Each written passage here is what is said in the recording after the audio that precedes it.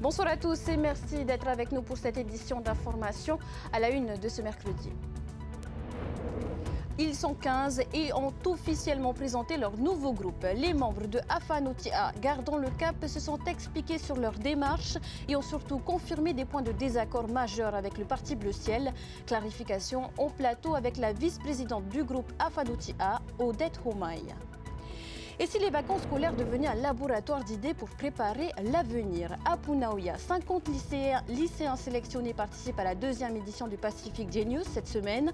Immersion dans l'univers de l'intelligence artificielle, un outil dont on parlera avec une experte intervenante principale de l'événement. Laurence de Villers est également invitée de notre journal. Round décisif avec l'attribution de la délégation de service public à la fédération de boxe de Tauhiti Nena. Les explications en fin d'édition.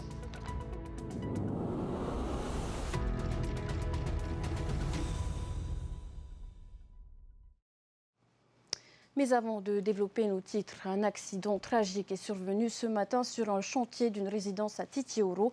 Un ouvrier a fait une chute mortelle depuis le 5e étage de l'immeuble en construction. Une enquête est ouverte pour déterminer les causes du drame. Thomas Chabrol, Héroatoaho. Le drame s'est déroulé aux alentours de 8h30 sur ce chantier situé à Titioro. Selon les premiers éléments, la victime travaillait au 5e étage. Sur ce balcon, le garde-corps aurait cédé. S'agit-il d'une faute d'attention lors d'une intervention ou d'une défaillance du système de sécurité? Une enquête est en cours afin de déterminer les circonstances exactes de cet accident survenu alors que le gros œuvre du bâtiment devait s'achever dans les prochaines semaines. Rapidement alertés, les pompiers de Papeete sont intervenus en premier, épaulés par le SMUR du centre hospitalier, puis par les pompiers de Pirée. Malgré leur intervention rapide, la victime n'a pas survécu à ses blessures. Sur place, les forces de l'ordre ont procédé aux premières constatations. Une cellule de soutien a été mise en place par les services sociaux pour accompagner les ouvriers sous le choc. Drame à Taha'a également ce mercredi. Selon nos informations, un jeune homme âgé d'une vingtaine d'années a été renversé vers 16h par un véhicule alors qu'il se trouvait en bord de route. À l'arrivée des secours, la victime a été retrouvée sous le véhicule. Elle n'a pas survécu à ses blessures. Une autopsie sera réalisée et une enquête a été ouverte pour déterminer les circonstances précises de l'accident. Plus d'informations sur tntvnews.pf. Ils ont rompu le silence ce matin. Les 15 membres du nouveau groupe Afanotia ont levé le voile sur les raisons exactes de leur démarche, mais aussi sur leurs ambitions. Avant d'interroger la vice-présidente du groupe en plateau, voyez ce reportage de Laure Philibert Mataihore et Tiarenui Pahuiri Filippo. Ils sont 15 depuis ce matin, après le ralliement de Félix Tétoua. À la veille de l'ouverture de la session administrative, les membres de Afanotia ont souhaité s'expliquer sur leur dernier choix politique. Si le nouveau groupe s'est formé au cours du week-end de Pâques, il estime jouer les équilibristes depuis trop longtemps. C'est un besoin de clarification au regard du projet politique que nous avons porté depuis 2022 et 2023 et un objectif de responsabilité au regard de tentatives de déstabilisation à la fois du projet politique, dans une volonté de radicaliser le discours, ou de déstabiliser les institutions en reprochant au gouvernement de n'avoir pas fait grand-chose, en reprochant à l'Assemblée de n'avoir pas fait grand-chose, allant jusqu'à essayer de couper des têtes avant l'heure du renouvellement des élections. Les dissidents du Tavini Atira dénoncent des prises de position radicales à la tête du parti, loin des engagements pris lors des dernières campagnes électorales. Il y a une leçon que nous avons toujours retenue dans notre parti Métoua, qui était celui de la voie de la démocratie et des institutions versus la voie de la violence pour amener ce pays vers sa pleine souveraineté. Or, dans notre analyse, dans la mesure où si un parti politique ou un gouvernement quel qu'il soit était amené un jour à déclarer unilatéralement l'indépendance de la Polynésie française, nous estimons que ça va générer de la violence. Et nous ne sommes pas sur cette ligne-là, nous voulons garder la paix sociale dans notre pays. Demain, lors du renouvellement des commissions de l'Assemblée, le groupe annonce renoncer à réclamer la présidence de l'une d'entre elles pour éviter les polémiques inutiles. Mais les répercussions de cette scission vont bien au-delà des murs de Tarahe. Élue au conseil municipal de Fa'a, Pauline Niva va devoir composer durant les 6 ans de mandature avec une équipe Tavini. Quand je suis allée voir notre président Métoua pour lui dire face à face que j'allais sortir du groupe, Je lui ai posé la question, est-ce qu'il y aurait un impact sur mon rôle de conseiller municipal au sein de notre commune? La réponse qu'il m'a donnée, oui. Je ne suis pas dans le conseil municipal pour un monsieur, je suis dans le conseil municipal pour notre population, pour servir notre population. Dans son programme de 2023, le Tavini Ouiratira prévoyait la démission d'office des élus en cas de changement de parti politique. Je n'ai pas été élu par un homme. J'ai été élu par les Polynésiens. Si en 2028 les Polynésiens souhaitent me sanctionner parce qu'ils pensent que j'ai trahi la parole, le mandat qu'ils m'ont donné en 2023, alors ils prendront leurs responsabilités. Une première rencontre officielle entre les membres de Afanotia, le président du pays et le gouvernement est prévue en fin de journée. À la présidence, les représentants du nouveau groupe espèrent des rendez-vous hebdomadaires avec l'exécutif. Vice-présidente du groupe Afanotia, Odette Homaï, c'est avec vous que l'on poursuit les discussions sur ce virage historique. Bonsoir. Bonsoir Athéna et bonsoir à la population qui nous regarde ce soir. Alors Odette, vous faisiez partie des figures de la nouvelle génération du Tavini Ouiratira, mais aussi la première à démissionner du groupe majoritaire à l'Assemblée. C'était en janvier, lorsque d'autres ont décidé d'attendre. Vous avez pris la porte de sortie. Est-ce que vous vous attendiez à cette finalité ? Oui, je m'attendais à cette finalité. Moi, je ne dis pas que j'ai devancé tout le monde, mais j'ai pris mes responsabilités parce que j'allais entrer en campagne pour les municipales. Donc, se décharger d'un poids était nécessaire pour pouvoir battre campagne aux municipales. Est-ce que c'était mal vu, finalement, d'être Tavini Ouiratira pendant la campagne des municipales ? Non, parce que j'avais un objectif très clair, donc c'était les municipales. Donc, me décharger de ce poids-là qu'il y avait entre toute cette dissension dans le groupe, c'était très nécessaire pour partir serein aux campagnes municipales. Alors, on vous a traité de ho'oaia, de vendu. Tematei, le gars qu'on a touché un mot ce matin, vous répondez quoi à ces accusations ? Sur les réseaux sociaux, j'en ai vu même des Judas Iscariotes, mais Judas Iscariote a porté le poids du jugement. Mais si on voit la mission qu'il avait portée, c'était que Jésus puisse réaliser sa mission, c'était de sauver l'humanité. Oui, si on me traite de Judas Iscariote, oui, pour le bien de la population, parce qu'il y a des projets quand même qu'on a portés au sein de cet hémicycle, au sein de l'Assemblée, afin qu'ils puissent être défendus pour la population de nos archipels. Vous êtes satisfaite de ces projets portés avec le Tavini Ouiratira ? Oui, parce qu'il y a des avancées comme sur l'eau. Ça fait depuis le début de la mandature, on travaille dessus et aujourd'hui, je vois quand même une porte s'ouvrir. Dans votre programme en 2023, vous vous étiez engagé à démissionner si jamais vous changez de parti. Est-ce qu'aujourd'hui, comment est-ce que vous voyez cet engagement aujourd'hui après coup ? Alors, lorsque je me suis inscrite, j'ai candidaté pour les élections les élections territoriales. Je me suis donné corps et âme. J'ai investi, j'ai battu campagne, j'ai été sur l'océan, j'ai navigué dans toutes les îles de ma circonscription et puis c'était pas facile. Hein. Donc, j'ai quand même travaillé pour être élue aujourd'hui. Mais vous n'engagez pas, vous n'honorez pas cet engagement pris dans le programme de 2023, on est d'accord ? Oui, on est d'accord. Alors, on a entendu le président de votre groupe, Tematei Le Gaye, que vous vous placez contre la radicalisation des débats sur l'avenir institutionnel de la Polynésie, notamment. Oui à la pleine souveraineté du pays, mais de manière préparée, c'est ça ? Exactement. Et puis, lorsqu'on a battu campagne, on entend des familles, on entend des personnes, on entend la population crier au secours par rapport aux problèmes quotidiens qu'ils ont, l'accès à l'eau, à la nourriture, à l'emploi. Donc ça, c'était une priorité pour nous. Et le fait d'avoir radicalisé le combat indépendantiste sur la démarche à l'accession, c'était très difficile parce que la population attendait autre chose. Pourquoi vous parlez aujourd'hui des priorités du quotidien, des difficultés du quotidien rencontrées par la population. Vous, pourquoi vous n'avez pas insisté pour vous faire entendre davantage au sein du Tavini Ouiratira ? Si, on fait passer quand même en commission, c'était très difficile. On fait passer quand même en commission des amendements pour améliorer des projets de texte. On fait passer des projets, mais beaucoup de choses, on le fait quand même. Les militants du Tavini Ouiratira, ils comprennent votre démarche aujourd'hui ? Il y a des militants qui ne comprennent pas, mais ma base qui est au Tuamotu comprend cette démarche. Aujourd'hui, il est question d'un groupe, demain d'un parti. Quelles vont être les grandes lignes, les grandes orientations de ce parti? Est-ce qu'on va retrouver des éléments du programme du Tavini de 2023 qui finalement n'a pas été suffisamment suivi selon vous? Alors, je ne vais pas m'avancer sur la création de ce parti politique, juste pour les 2 ans qui nous restent avec le groupe Afanotia, c'est vraiment de réaliser au maximum les promesses qui ont été données dans le programme du Tavini en 2023. Alors, il y a aussi ces rumeurs de tractation entre le Tavini et le Tapura qui circulent. Pensez-vous que le Tavini soit capable aujourd'hui d'essayer de renverser le gouvernement Moïtaï? On verra demain. Est-ce que vous pensez qu'il soit capable en tout cas? Je ne peux pas répondre à leur place, mais on verra demain. Alors, demain, il sera aussi question de l'élection des représentants de commission. On l'a entendu dans le reportage. Vous êtes engagé à refuser toute présidence. Pourquoi cela? Parce que ce n'est pas notre démarche de vouloir, comme on l'a entendu par exemple au JT, président Oscar, ou encore le président de l'Assemblée dire que les ambitions qui nous ont poussés à quitter le Tavini Huir Atira, c'était justement les tractations pour les présidences de commission. L'objectif de Afanotia, ce n'est pas du tout les tractations pour les commissions.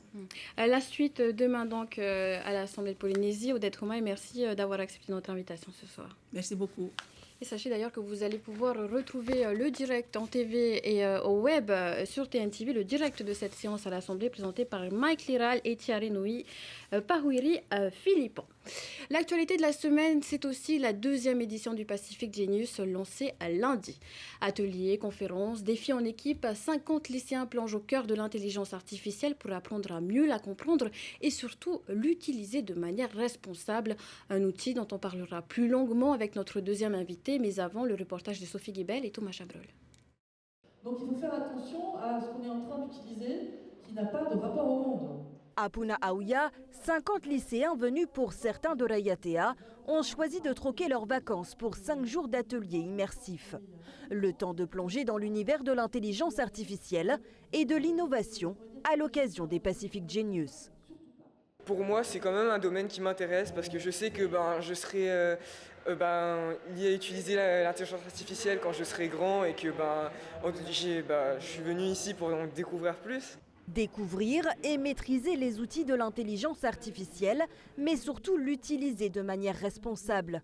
Pour ce faire, cet événement organisé par la DGEN accueille plusieurs personnalités du numérique, comme Laurence Devilliers, chercheuse au CNRS et professeure en intelligence artificielle à la Sorbonne.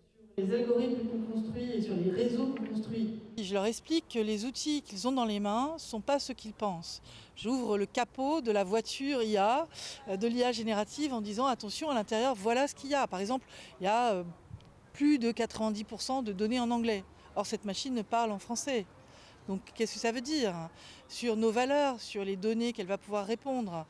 Répartis en 10 groupes de 5 élèves, chacun apprend à concevoir, programmer et surtout imaginer des solutions pour la Polynésie de demain.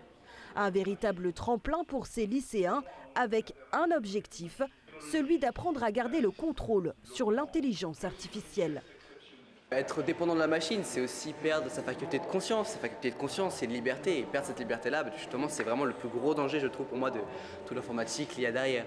C'est pour ça que vraiment, il faut rester maître de l'IA et vraiment diriger là où tu veux l'emmener. Ce n'est pas elle qui doit t'emmener là où tu veux aller. Avec Pacific Genius, la Polynésie souhaite que cette nouvelle génération devienne une véritable voix de la culture numérique. Vendredi, les lycéens présenteront leur projet à l'oral devant un jury, suivi d'une soirée de remise des prix. Ni conscience, ni psy, ni vérité, elle remet l'intelligence artificielle à sa place. Laurence Devilliers, professeure en IA et éthique à Sorbonne Université, spécialiste des interactions humains-machines et des robots affectifs au CRNS, est aussi avec nous ce soir. Bonsoir. Bonsoir. Alors vous êtes invitée, intervenante principale de l'événement Pacific Genius. L'intelligence artificielle, sans surprise, intéresse et interroge surtout. Il y a cette impression de nouveauté absolue, et pourtant ça ne l'est pas réellement. Pas du tout. L'intelligence artificielle a 80 ans. Moi, j'ai fait ma thèse avec des réseaux de neurones et avec les systèmes qui sont les ancêtres de ceux qu'on utilise maintenant. Et je pense qu'il faut comprendre ça, toute l'histoire, l'avènement de différents objectifs en intelligence artificielle et le fait qu'il faut absolument travailler sur l'éthique. Et je suis ravie d'être avec vous aujourd'hui pour en discuter.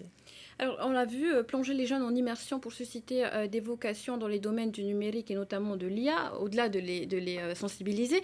Pourquoi est-ce important de le faire ? C'est important de le faire un peu partout, et ici en particulier, parce que je pense que vous pouvez faire un grand laboratoire d'idées autour de l'IA. Il y a des problèmes de biodiversité qui sont importants ici et qu'on peut démontrer. On sait qu'on utilise déjà de l'IA pour surveiller les baleines, les migrations des poissons, les problèmes de fraude aussi. Donc il y a énormément de sujets qui peuvent attirer des gens de grande qualité ici aussi pour développer avec vous un biotope, en tout cas des élèves qui sont capables d'appréhender ces problèmes d'IA de haut niveau. Alors, on parle d'intelligence artificielle et d'emploi. Il y a aussi une grande inquiétude, celle de voir des métiers disparaître. Qui et quand s'en inquiéter réellement ? Ce ne sont pas les métiers qui vont disparaître en majorité, ce sont plutôt des tâches qui vont disparaître. Et donc, il va falloir adapter les différents métiers et comprendre vraiment ce qui est en jeu aujourd'hui. Je pense que c'est extraordinaire de voir à quel point le gouvernement ici a pris la mesure de l'importance de l'éducation des jeunes et de justement dynamiser à la fois leur créativité avec l'intelligence artificielle, mais aussi cette responsabilité et les conséquences éthiques que peuvent avoir des objets qui sont mal utilisés. Et justement, quels peuvent vous mettez également en garde contre cet outil, notamment chez les jeunes. Pourquoi ? Quels sont les dangers ? Les dangers, c'est l'addiction. C'est le fait qu'on va croire à la machine. La machine, en fait, on l'anthropomorphise, c'est-à-dire qu'on projette des capacités humaines sur elle, puisqu'elle nous parle dans le langage humain. Pense qu'elle a des connaissances et du savoir. C'est pas vrai. Elle reconstruit quelque chose sans aucune compréhension, ni ressenti, ni conscience, ni intention. Et pourtant, le monde de la Silicon Valley nous appelle en disant « Ah, nous sommes proches de l'intelligence artificielle qui va dominer le monde, qui est meilleure qu'un doctorant après 5 ans d'études. » C'est faux. Et donc, il faut vraiment remettre absolument ces sujets au cœur de la compréhension de tous. Et c'est pour ça que je suis là. Est-ce que vous iriez jusqu'à dire qu'il y a un risque de paresse intellectuelle derrière cela ? Il y a un risque pour la santé mentale des enfants. Il y a un risque de désapprentissage. La paresse, c'est juste... on donne des outils qui amènent la solution. Donc, on n'apprendra plus à apprendre. Or, l'école, c'est ça. C'est apprendre, c'est une méthodologie scientifique, c'est faire des hypothèses, rechercher par soi-même et apporter des solutions. Et c'est ça qu'on demande aux élèves ici avec un mécanisme de réflexion autour du design thinking. C'est-à-dire prendre l'objet qu'on veut modéliser, savoir s'il y a un marché, qu'est-ce que ça pourrait être cette innovation, et aller très très vite vers la conscience des conséquences et mesurer l'importance, l'apport que ça peut avoir pour tous. Alors, le vrai danger finalement de l'IA, est-ce que ce n'est pas de s'y reposer au point de ne plus penser par soi-même ? C'est exactement ça. Je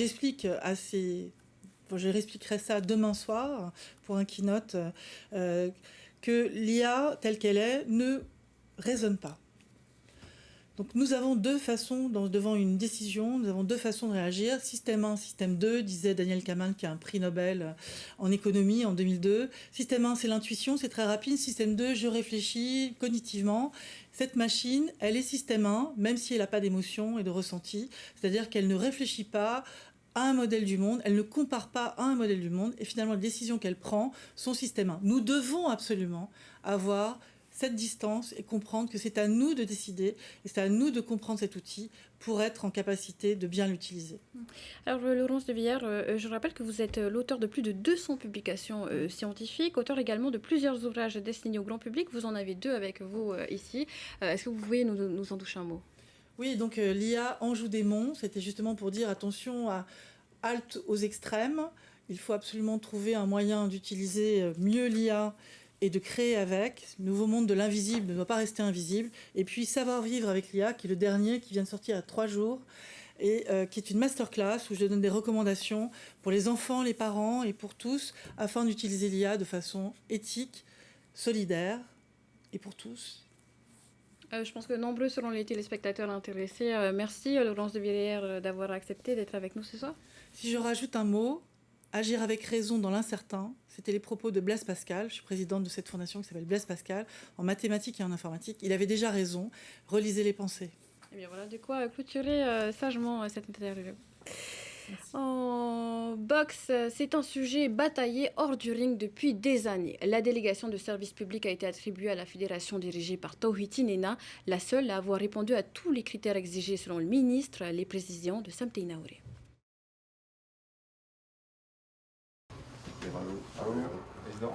La délégation de service public en poche, la Polynesian Boxing Association peut désormais, selon son président, s'affilier à la Fédération internationale de boxe, une affiliation qui bénéficie actuellement à la Fédération de boxe de Polynésie française qui n'a pu obtenir la délégation de service public. Selon Kain'u Temauri, son dossier de candidature n'était pas conforme malgré l'accompagnement technique du pays. Aujourd'hui, le ministère appelle les clubs affiliés à la fédération qui a perdu la DSP à rejoindre celle qu'il a obtenue aujourd'hui. La concurrence dans le sport, elle se fait pas au service de l'athlète. On n'est pas sur un secteur marchand où on a différents opérateurs économiques qui font que la bataille sur les prix va diminuer. Là, au contraire, la division dans le monde sportif dessert en fait les sportifs. Aujourd'hui, on pousse tous ces acteurs, les associations et les sportifs à se fédérer. C'est une volonté en tout cas de notre part, mais c'est comme ça que fonctionne le sport de manière générale. Selon Tawhiti Nena, sa fédération compte actuellement près de 70 clubs et associations contre une dizaine à la Fédération de boxe de Polynésie française. Son objectif actuel est de dominer les Jeux du Pacifique l'année prochaine. Enfin, les médailles d'or, on devrait avoir 100% des médailles d'or parce que depuis les derniers Jeux du Pacifique Sud, c'est la première fois qu'il y a deux compétitions. Il y a la compétition qualificative pour les Jeux olympiques, ce qui a permis où il y a l'Australie, la Nouvelle-Zélande et tous les meilleurs boxeurs du Pacifique qui participent. Et ensuite, vous avez la compétition pour les Jeux du Pacifique Sud, donc c'est tous les mauvais, et après Tahiti avec des bons boxeurs. Et donc si c'est le même format pour l'année prochaine, donc on devrait avoir 100% des médailles d'or. Mais il faudra tout de même attendre un peu, le temps que d'éventuels recours soient déposés pour contester le document qui vient d'être signé. Le délai de traitement d'un éventuel recours est de 3 mois. Les jeunes athlètes du ballon ovale ont offert du spectacle hier soir au stade de Punaru. Et pourtant, le tournoi international U14 avec Tahiti, les îles Cook, la Nouvelle-Calédonie et Wallis et Futuna a dû être réorganisé en urgence. Mais il a tenu toutes ses promesses, comme nous le montre Oriano Tefao. Sur le terrain, rien ne laisse paraître l'imprévu. Et pourtant, tout s'est accéléré en coulisses. Alors le vol qui devait ramener les deux délégations de Wallis et Futuna et de Nouvelle-Calédonie devait avoir lieu jeudi soir, le lendemain du tournoi. Et finalement, pour des raisons techniques d'avion, le vol a été reprogrammé mercredi matin, qui était le démarrage du tournoi normalement. Et donc du coup, il a fallu en urgence trouver des solutions pour pouvoir faire ce tournoi ce mardi soir. Une mobilisation collective et une réponse immédiate des équipes. Car sur la pelouse, le niveau est bien là. 4 sélections, des styles différents, mais une vraie intensité. J'étais jamais venu à Tahiti et je suis jamais parti de Wallis. Je suis jamais sorti. Ça s'est bien passé le match et ce qu'on va améliorer le plus, c'est le placement avec les passes et aussi les touches. Les Tahitiens imposent leur rythme, jeu rapide, collectif solide, une identité claire. Alors c'est bien préparé et on a fait plusieurs entraînements. On remercie nos coachs sur ce. On a joué comme on joue ici à Tahiti. On a fait de notre mieux pour tenir tout ce match. En face, l'adaptation est aussi un enjeu, notamment pour les îles Cook. Les joueurs viennent plutôt du rugby à 13, donc il a fallu leur apprendre les spécificités du rugby à 7 et réussir à gérer les deux. Une expérience forte pour ces jeunes. À l'issue du tournoi, Tahiti s'impose en finale face aux îles Cook, 24-10. Un tournoi bousculé mais maîtrisé et réussi dans l'esprit. À Punaru, le rugby a surtout gagné sur une valeur, le collectif. On termine avec ce défi relevé pour les rameurs du projet Va Freedom emmené par André Vohi. Ils ont bouclé leur traversée aller-retour entre Tahiti et Huahine aujourd'hui. 36 heures pour parcourir 400 km parfois dans des conditions météo très difficiles. Le résumé de cette folle traversée avec Désiré Teibao. Il est midi aujourd'hui lorsque les rameurs du projet Va Freedom franchissent la passe de Haroué. Le moment pour André Vohi et ses compères d'aventure de se rendre compte de leur exploit. C'est vrai que quand on lance des défis comme ça, surtout avec des jeunes des quartiers, la première chose que l'on entend, c'est impossible, on ne peut pas le faire. Ben, on l'a fait. On avait estimé à 38 heures, 39 heures, on a fait 36 heures. On n'a pas eu les conditions très idéales, mais on a fait vite. Hein. Comme quoi, quand la communauté du VA, quand on a en nous ce fameux Tahoe, ça marche. Hein. Restés unis malgré des conditions météo très difficiles hier soir au large de Huahine. La trentaine de rameurs du projet VA-Freedom a dû braver la houle et un fort vent de face pour rallier Tahiti. Dans ces conditions, les Haïtos se fient à leur expérience et à leur sens. Dès qu'on a rejoint la pointe sud, on a vu ce vent de face. Ça ressemblait un petit peu aux marquises, quoi. Et la nuit tombait. Il n'y avait pas de lune, c'était noir. Si le rameur il sait qu'il faut anticiper, là où on ne peut rien anticiper, c'est sur le coup, quoi. C'est ça qui était dur. On a morflé les 15 heures de nuit, hein, quelque chose comme ça. Et on est passé. Dans le groupe qui a pris part à cette traversée, on retrouvait notamment Mindak. L'ancien médaillé de bronze des mondiaux de karaté a découvert le VA il y a un mois à peine, mais séduit par le projet, il n'a pas hésité à se lancer dans l'aventure. Ça fait un peu peur le fait d'avoir jamais pris en tout cas la pirogue la nuit. Mais avec l'équipe, avec tout le monde, c'était vraiment... comme ils connaissent déjà, je trouvais que j'étais vraiment rassuré en tout cas. Et c'est vraiment quelque chose que j'invite tout le monde à vivre en tout cas, parce que justement ça fait partie aussi de la culture, quoi. Après cette traversée aller-retour entre Tahiti et Huahine, André Vohi souhaite désormais s'attaquer à un autre défi, rallier l'île de Makatea depuis Tahiti et toujours en pirogue. Et c'est la fin de ce journal. Dans quelques instants, de 0 à 100 km/h, suivi d'un nouvel épisode d'Un plat, un talent, une formation. Ce soir, un numéro des artistes du Fénois consacré à une diva polynésienne, Mitsuru Kato. Et puis ce virage politique historique à ne pas manquer en direct TV Web demain matin sur TNTV, aux commandes Mike Liral et Tiarenui Pahuiri Philippon. Quant à nous, on se retrouve demain soir. Très belle soirée à tous. Retrouvez ce journal en replay sur notre site internet et notre application mobile TNTV.